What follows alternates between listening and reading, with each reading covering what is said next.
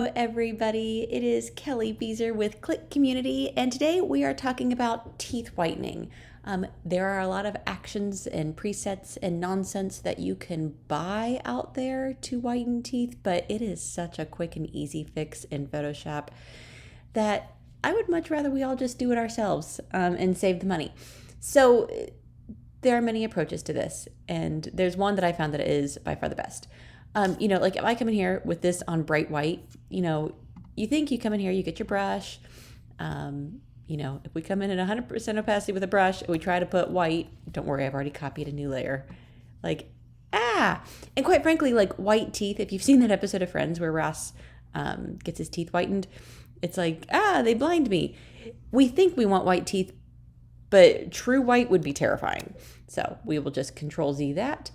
Even if we come in and put this on a color blending mode, right? And we put white on that way. Do you see what happens? The teeth turn like gray. It's making it black and white. We don't want that either. These almost look like dead and worse. So Control Z that. What we're actually going to do is we're just going to up the brightness. So I'm going to come up here. We're going to come to Hue and Saturation. And we are just going to bring this lightness up to about, let's say 50, okay? Now, obviously, we've lightened the whole picture. This is not what we want. So we're going to do Control I, and that inverts that layer. And now we've got our brush again. We've got it on white already, which means we're going to reveal this layer that is now black. We're going to brush white onto that. And we're at 100% opacity, which is a little heavy. Let's bring that down.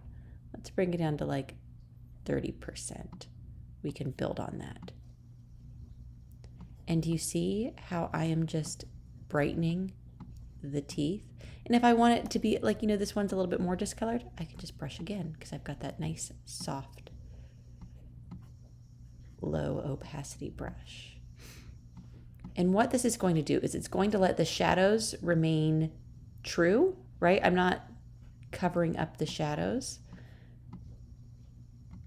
but I'm maintaining the luminosity. I'm maintaining, actually that might be even too much back there, but can you see? We're going to do a before and after. Now we've got teeth that are lightened, but they're not gray and dead looking, and they're not blinding.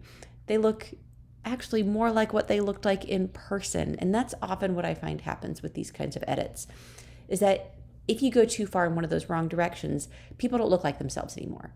And you run into the danger of people thinking that you think they're flawed, as they naturally are. My edits, when it comes to stuff like this, I want them to look more like who they were in that moment.